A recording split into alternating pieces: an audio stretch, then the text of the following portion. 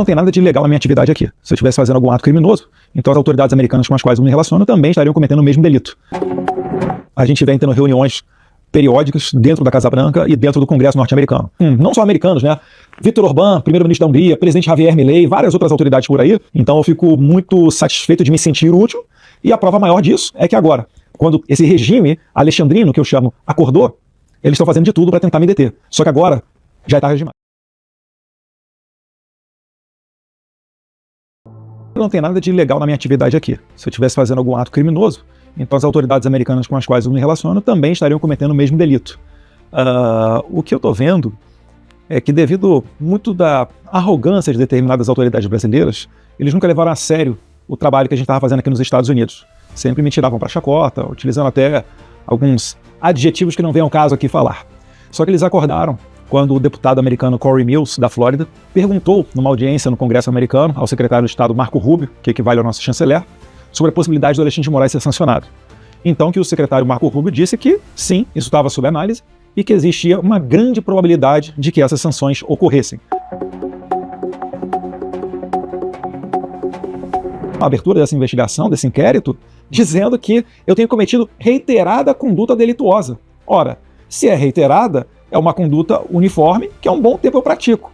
O que é que então mudou de um mês para cá? Porque se é uma conduta reiterada, eu estou fazendo ela há 2, 3, 4, 5 meses. Então, mais uma vez, eles deram para nós a oportunidade de provar aos americanos e ao mundo tudo o que nós sempre falamos, que de fato o Brasil está vivendo um regime de exceção. A gente vem tendo reuniões periódicas dentro da Casa Branca e dentro do Congresso norte-americano. Não só americanos, né? Viktor Orbán, primeiro-ministro da Hungria, presidente Javier Milei, várias outras autoridades por aí. Então eu fico muito satisfeito de me sentir útil. E a prova maior disso é que agora, quando esse regime alexandrino, que eu chamo, acordou, eles estão fazendo de tudo para tentar me deter. Só que agora já é tarde demais. Estou muito confiante, eu diria que não pode falar 100% porque ainda não ocorreram, mas 99% de chance de estarmos muito próximos de conseguir essa sanção.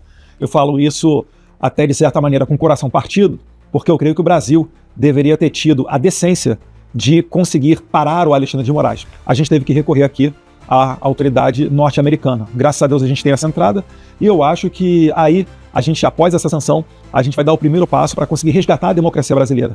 Acabar um pouco com isso de que o Congresso Nacional discute tudo e aí qualquer partido entra no STF, notoriamente partidos de esquerda, e o STF derruba aquilo que foi aprovado pelo Congresso, seja uma lei ou qualquer outro tipo de medida. Isso não é uma democracia saudável. É atender ali a nossa Carta Constitucional de 1988. É o que eu aprendi na Faculdade de Direito na FRJ. O juiz é inerte, ele só atua quando provocado, e a Suprema Corte ela só atua nas causas constitucionais que são pertinentes a ela. Os próprios juízes do STF às vezes reclamam, que são vários processos, são assodados, é muita coisa para julgar, mas eles também não delimitam a sua competência. O Congresso Nacional, por outro lado, hoje vive sob ameaça. Você viu o que aconteceu quando o presidente da Câmara, Hugo Mota, foi eleito, pouquinho tempo depois, foi enviada a Polícia Federal para casa para fazer uma operação contra a pequena prefeitura, que eu não sei nem o nome da cidade, mas que o prefeito é o pai do Hugo Mota. 2 dias depois, o Hugo Mota teve um jantar com Alexandre de Moraes e, na sequência, ele mudou o seu discurso com relação ao 8 de janeiro. Então, esse é o STF que se relaciona na base da extorsão com os outros poderes. Ele sabe que ele vai sair derrotado, porque ele não tem a verdade ao lado dele. Pergunto a vocês, há quanto tempo está aberto o inquérito das fake news? Desde 2019, 6 anos. E provou o quê? Nada. Na história do STF tem jurisprudência onde, com muito menos tempo de investigação, inquéritos foram trancados porque ultrapassaram o limite do razoável de uma investigação. E por que contra o Jair Bolsonaro isso daí não vale?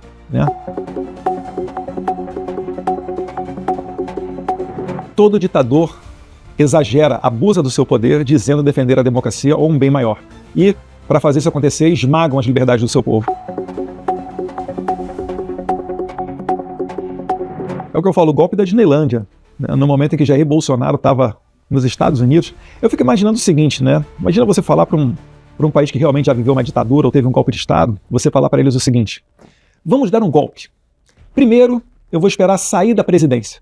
Mas antes disso, eu vou nomear os chefes militares do meu sucessor, a quem eu quero derrubar. Depois, no segundo momento, Um dia ou 2 dias antes de acabar o meu mandato de presidente, eu vou viajar para outro país. Mas vocês aí, 1.500 pessoas que eu estou mandando para dar o golpe, por favor, sigam firme e forte. Ah, a propósito, quando forem no fatídico dia de derrubar o governo, vocês vão sem armas.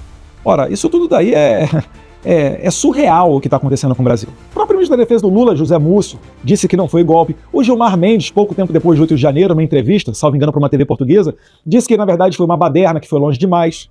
E é isso daí. E quantas vezes a esquerda já não fez atos muito piores? Já rolaram carro para dentro da Câmara, já deram flechada em perna de policial legislativo federal, já machucaram mais de 30 policiais militares durante manifestações do MST, tocaram fogo no pé de ministérios durante o governo Bolsonaro. E essas pessoas não foram sequer investigadas. Isso tudo é falácia, é tudo espuma. Essas pessoas, né, tanto do 8 de janeiro, quanto generais ou pessoas aí que estão presas nesse momento, Kid Preta, etc., eles estão pagando o pato para que o Alexandre de Moraes construa a narrativa que ele entenda pertinente para justificar uma condenação do Jair Bolsonaro. O meu inquérito agora, adivinhe quem é o relator? Alexandre de Moraes. Atraiu por prevenção. O cara que Glenn Greenwald disse que ele quer pegar o Eduardo Bolsonaro nas conversas de WhatsApp dos assessores de Moraes. Esse é o cara imparcial? É o juiz natural de um caso para julgar meu? Logo eu que estou aqui no exterior denunciando os abusos que ele tem cometido, ele vai me julgar?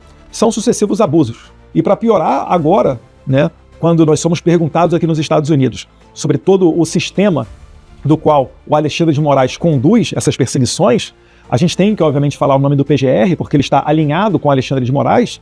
Agora, o PGR, que eu denuncio aqui no exterior, virou o acusador do meu processo. É a pessoa que vai me investigar. É como se numa guerra de vizinhos, né, um conflito, uma briga entre vizinhos, um deles fosse ser o acusador e o juiz do caso. É claro que todo mundo sabe o resultado final disso.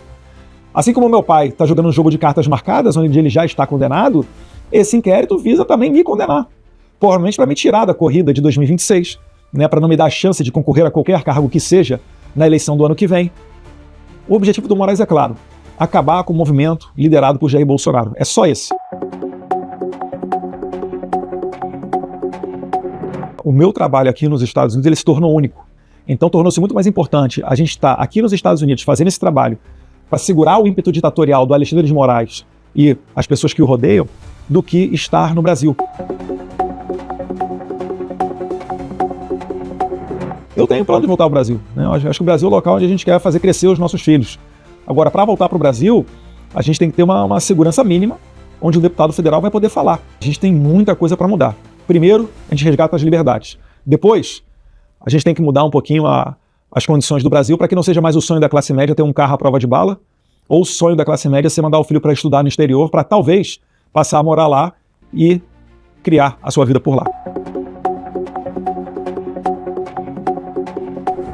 Obviamente, se for uma missão dada pelo meu pai, eu vou cumprir. Inclusive, meu nome já figurou em algumas pesquisas, né? Fiquei feliz com isso. Mas eu acho que numa democracia normal, quem deveria ser o candidato é o Jair Bolsonaro, que inclusive lidera diversas pesquisas fora da margem de erro.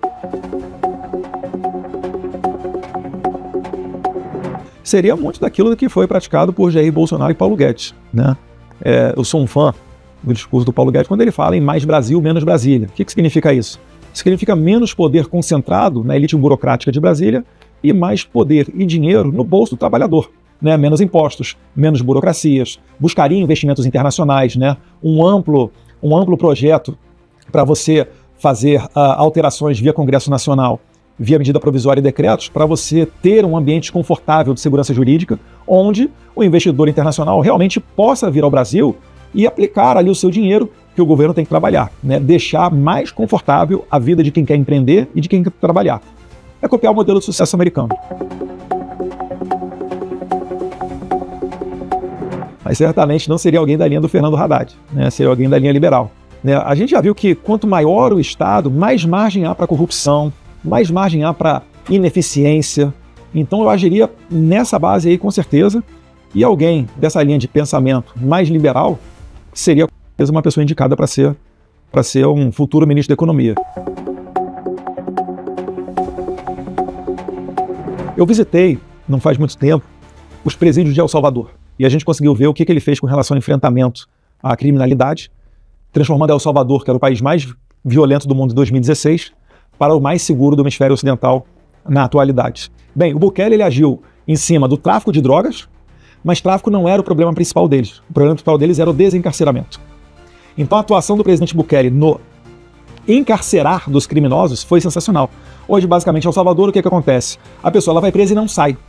É por isso que não tem mais crime por lá. É por isso que a sociedade colocou Bukele com cerca de 90% de aprovação na última reeleição dele, né, ano passado. E é isso daí que eu acho que seria o ideal da gente fazer no Brasil. E hoje em dia, a taxa de assassinato deles é menor do que a do Canadá. Não tem como, né, essas críticas prosperarem, porque é um trabalho que está sendo muito exitoso. Claro, pode haver algum inocente que seja preso, etc. Porventura pode ocorrer, mas não existe sistema perfeito. Eu acho que está sendo, né, mas reiteradas vezes, o projeto político, a reeleição do excelente ministro, se porventura fala assim, eu não sou de Jair Bolsonaro, se chegar a esse, acho que não chegará. Reverter esse tamanho de possibilidade, quem vai dizer o Jair Bolsonaro?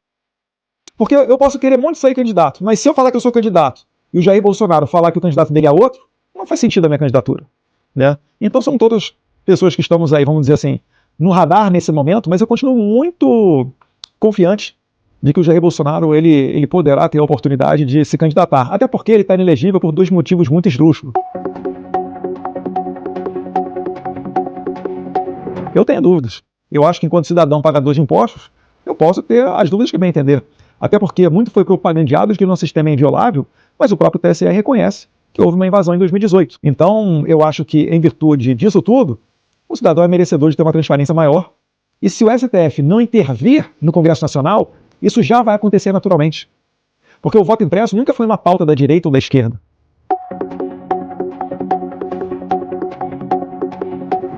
Olha, a Michelle, ela tem uma rejeição muito baixa, ela tem um discurso muito próximo das pessoas evangélicas e da pauta das mulheres, né? Mas eu vou cair na mesma situação do Tarcísio. Eu não me preocupo tanto com esse tipo de coisa, por quê? Porque o Jair Bolsonaro, na verdade, é quem vai decidir. É claro, se você estiver performando bem, ele vai ficar mais confortável de dizer que é você, ou ele, ou ela, enfim, qualquer outra pessoa.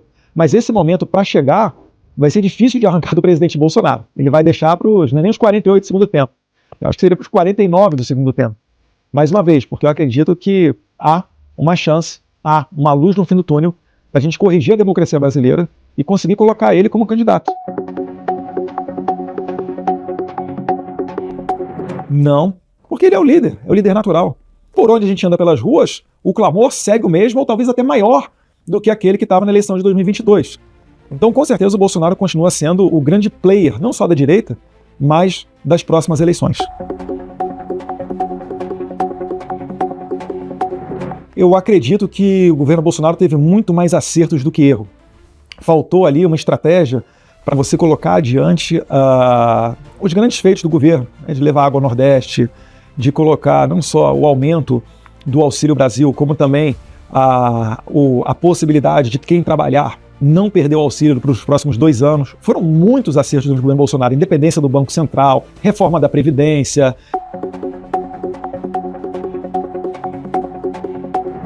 Foi quando eu saí da Universidade Federal do Rio de Janeiro e comecei a ter contato, né, com o mundo real, até com outros autores de livros, etc. Né? Quando eu comecei a trabalhar, pagar minhas próprias contas, aí você percebe que o mundo, na verdade, você que tem que correr atrás do seu próprio sucesso, né? Ninguém vai fazer por você. Eu não sou de direita porque eu defendo o rico. Eu sou de direita porque eu quero que o pobre tenha emprego e renda, porque esse é o melhor programa social.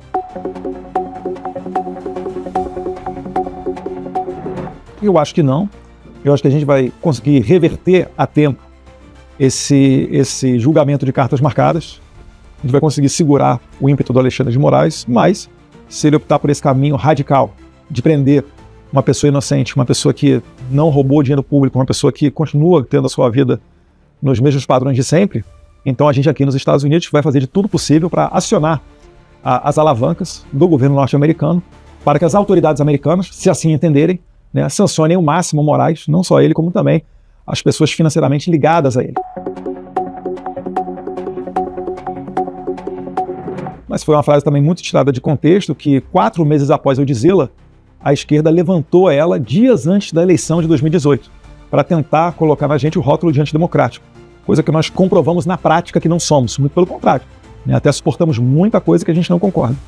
Mas foi uma canelada, né? Eu lembro ao tempo que eu tinha falado que não era algo para se levar ao pé da letra, e saiu ali no meio de um encontro com estudantes de um curso preparatório para concurso público lá de Cascavel, no Paraná.